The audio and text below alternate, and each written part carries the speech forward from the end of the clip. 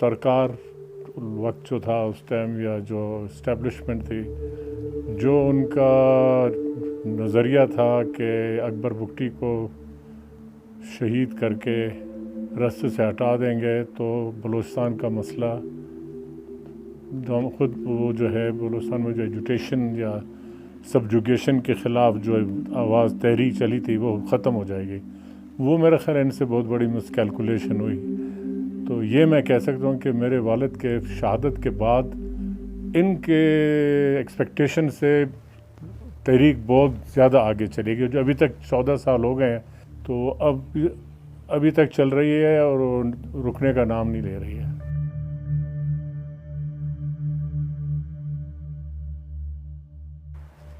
Captain Hammad ایک captain کا rank کا آدمی تھا، جو وہ سوئی میں ڈاکٹر شازیہ کیس میں جو ملوث تھا، اس کے حق میں پہلے جو جوڈیشل کمیشن بنا رہے تھے کہ وہ تحقیقات کرے گی.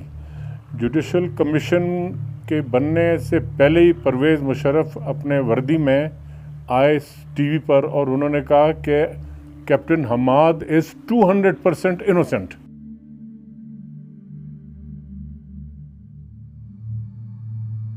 دیکھیں بچپن سے تو میں 10 سال کا تھا جب والد پہلے دفعہ جیل گئے 1959 میں.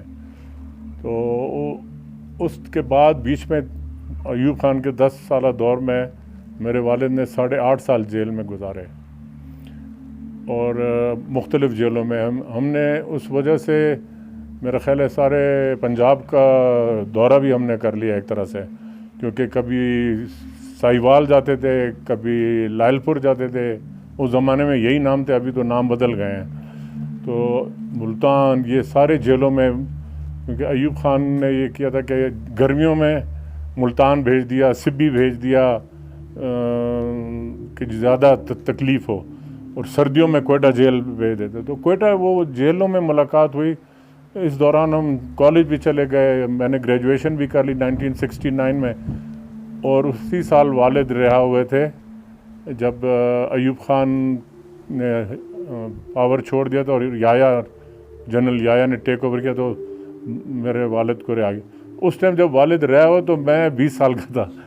تو وہ اندازہ کریں وہ 10 سال ہم نے والد کے ساتھ قریب جیسے باپ بیٹا ہوتے ہیں وہ ہم لوگوں میں ہم سے نہیں ہو سکا. تو باقی جب والد سیاست میں آئے تو ظاہر ہے ہم بھی ساتھ ہوتے تھے، دیکھتے تھے کیا ہو رہا ہے کیا نہیں ہو رہا ہے، اور بہت کچھ والد سے سیکھا.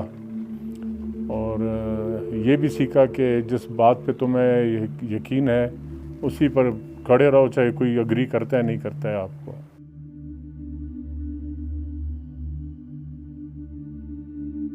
دیکھیں یہاں تو سیاست نہیں ہے نا. دیکھیں سیاست اگر ایک ہوتا ہے سویلائز سوسائٹی میں، یہ کوئی سویلائز سوسائٹی تو ہے نہیں. یہاں آپ مجھے ابھی بتائیں سیاست کہاں رہ گئی ہے. پرانے وقت میں جب سیاست تھا تھوڑا بہت، اس میں جو سچ کی بات حق کی بات کرتے تھے وہ اس ٹائم سے غدار. اور ہمارے بلوچستان کا اگر آپ حوالہ لکھیں تو میں بچپن سے، ہم جب چھوٹے تھے تو 3 سردار تھے جو غدار تھے، جو سارے بلوچستان کا جو ناانصافی، ان ایجوکیشن، مطلب الٹریسی، یہ وہ سب کا ذمہ وار یہ 3 سردار ہیں. تو میں یہی پوچھنا چاہتا ہوں کہ باقی جو سردار جو 1947 سے اسٹیبلشمنٹ کی گود میں ہیں، ان کے علاقے میں نہ کوئی ہسپتال ہے، نہ کوئی اسکول ہے، نہ کوئی کالج ہے. تو یہ میں دیکھتا رہا ہوں. پھر میرے والد نے پارلیمانی سیاست میں حصہ لیا اور اس کا انجام ہم نے سب نے دیکھ لیا کہ پارلیمانی سیاست میں آپ کے ساتھ کیا رویہ یہ کرتے ہیں. تو میرے کو پاکستان کے سیاست سے، صحیح بات کروں، مجھے پاکستان کی سیاست سے ہی نفرت ہے.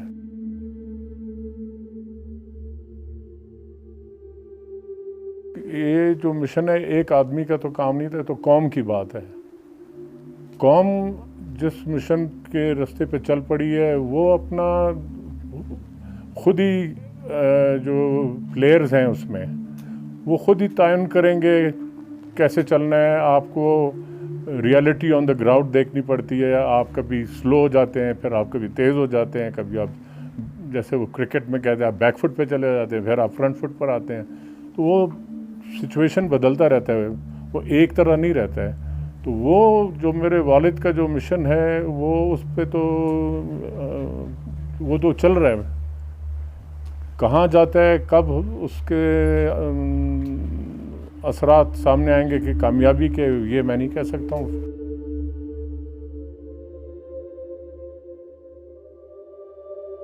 ملٹری اینڈ سویلین ہاکس جو تھے وہ اگریمنٹ کے خلاف تھے, تو انہوں نے یہ نہیں ہونے دیا.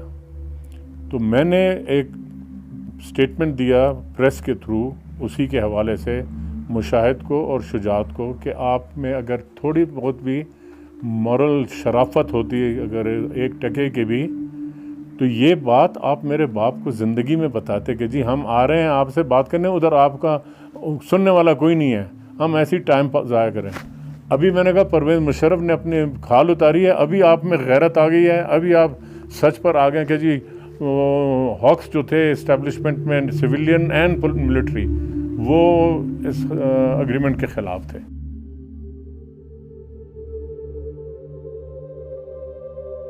نہیں تو ایلیمینیٹ کرنا تھا نواب صاحب کو. وہ تو اس دن انہوں نے تو اپنا پوری کوشش کی, اللہ تعالیٰ کے ہاتھ میں ہوتے زندگی موت, انہوں نے اپنا کسر نہیں چھوڑا کوئی, جس طرح بمباری کی انہوں نے.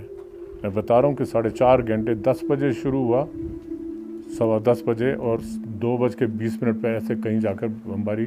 کیوں پھر ہم نکل گئے تھے, جب تک ہم جا رہے تھے ڈیرہ بکشی سے وہ گولے ہمارے پیچھے پھینکتے جا رہے تھے. جب ہم رینج سے نکل گئے تو پھر وہ بس کر گئے.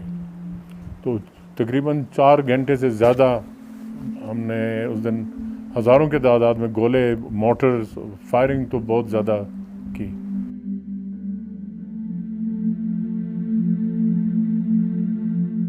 مجھے تو نہیں پتہ, مجھے تو 14 سال ہو گئے, میں 15 سال ہو گئے ہیں, بلکہ میں نومبر 2005 میں گیا تھا کراچی علاج کے لیے. اس کے بعد سے میں تو آج تک وہاں مجھے اجازت نہیں ہے جانے کی.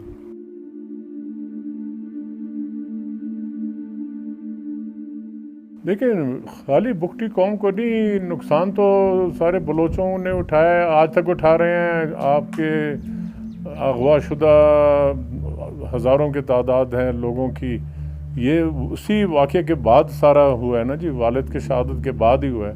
ابھی تک ہزاروں تعداد میں لوگ لاپتہ ہیں, ہزاروں کی تعداد میں لوگ مارے گئے, کئی جگہوں میں ماس گریوز ملے ہیں, ڈیرہ بگٹی میں ملے ہیں, یہاں مستونگ کے پاس کہیں ملے تھے ماس گریوز, مجھے یاد نہیں ہے جگہ کا نام جی. تو یہ تو بلوچ قوم کا نقصان ہے نا جی, خالی بگٹی قوم تو نہیں ہے, بگٹی بھی بلوچ میں آتا ہے.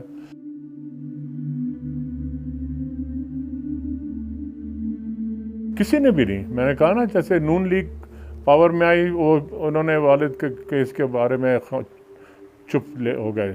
پیپلز پارٹی آئی, وہ بھی پہلے کہہ رہے تھے 5 سال انہوں نے حکومت کی, انہوں نے کوئی, حالانکہ پیپلز پارٹی کے کافی لوگ اس وقت جب 17 مارچ کو بمباری ہوئی تھی اس کے بعد ایک پارلیمانی کمیٹی آئی تھی سارے مختلف پارٹیوں کے سینیٹرز ایم این ایز, اس میں شیری رحمان تھی, نوید قمر تھا, اور جکرانی صاحب تھے, اعجاز جکرانی, یہ تو میرے کو چند نام یاد ہیں, اور بہت سارے تھے, کوئی 15-20 کی گروپ آیا تھا.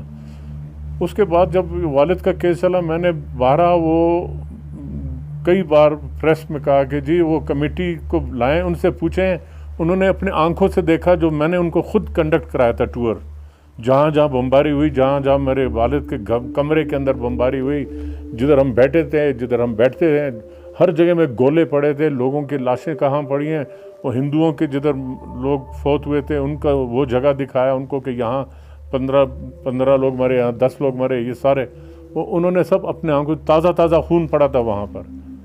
وہ کمیٹی اس کے بعد ایسے چپ ہو گئی، کسی کے منہ سے آج تک آواز نہیں.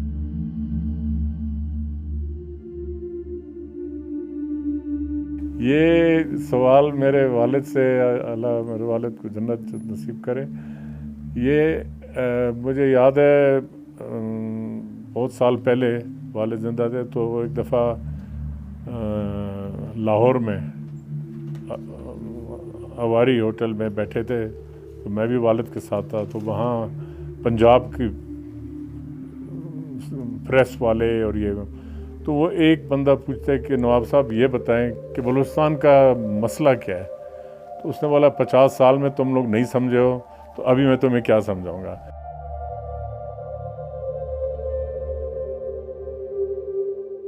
دیکھیں میں نہ برآمدہ سے ملا ہوں، نہ ڈاکٹر مالک صاحب نے مجھے کانفیڈنس میں لیا کہ میں تمہارے نیفیوز کے ساتھ میں نے یہ بات کی ہے.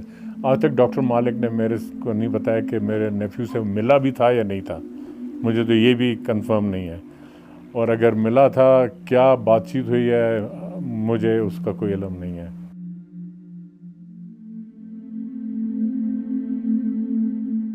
باقی بگٹی تو جا رہے ہیں، آ رہے ہیں، لیکن زیادہ تر ابھی بھی میرا خیال ہے بہت سارے لوگ ڈر سے نہیں جا رہے ہیں کیونکہ کوئی پتہ نہیں ہوتا ہے ان کا. کہ ابھی بھی میں نے جو سنا ہے کہ ادھر آپ کسی میں بگٹی فون کرتا ہوں ڈیرہ بگٹی میں، وہاں فرض کریں کہ 4 بندے قتل بھی ہو گئے ہیں تو میں ان سے پوچھتا کیا حال ہے، بولتا جی بالکل شکر ہے اللہ کا، سکون ہے. اتنا خوف ہے کہ وہ فون پہ یہ بھی نہیں بتا سکتے ہیں کہ جی فلاں مر گیا، فلاں کو مارا کسی نے. بس وہ بولتے ہیں جی سب صحیح ہے، شکر ہے اللہ کا، بالکل سب. ادھر جب کوئی آتا ہے فیس ٹو فیس وہ بتاتے ہیں جی یہ ہو گیا، وہ ہو گیا، اس کو قتل کر دیا، اس کو اٹھا لیا. فون پہ بولے جی فون سارے سن رہے ہوتے ہیں، اگر ہم فون پہ بات کریں تو ہم بھی اٹھا لیے جائیں گے.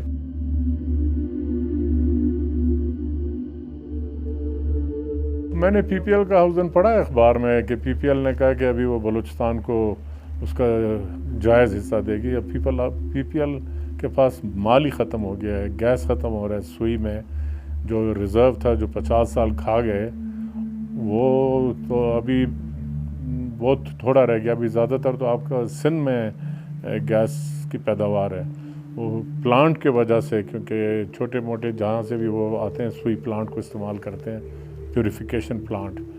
نہیں تو پی پی ایل سوئی میں تو جو پہلے تھا جیسے جو ریزرو تھا وہ تو ڈپلیٹ ہو گیا بہت زیادہ. تو یہ بھی ابھی باتیں ہیں، دیکھیں نا، پہلے بھی بولا تھا کہ ہم دیں گے. میرے باپ کی زندگی میں پھر مجھے یاد ہے کہ میرے والد ایک دن بہت غصے میں تھے. تاج جمالی وزیر اعلیٰ تھے، انہوں نے پتہ نہیں کتنے ارب روپے اس وقت کے، بولا میں نے معاف کر دیا ہے پی پی ایل کو، اس کو سرکار کو، فیڈرل گورنمنٹ کو. تو اس پر والد نے کہا کہ تمہارے گھر کے پیسے تو نہیں تھے، یہ جمالیوں کے پیسے تھے کہ آپ معاف کر دیں. یہ تو بلوچ قوم کے پیسے تھے، آپ کو کون ہوتے ہیں معاف کرنے والے؟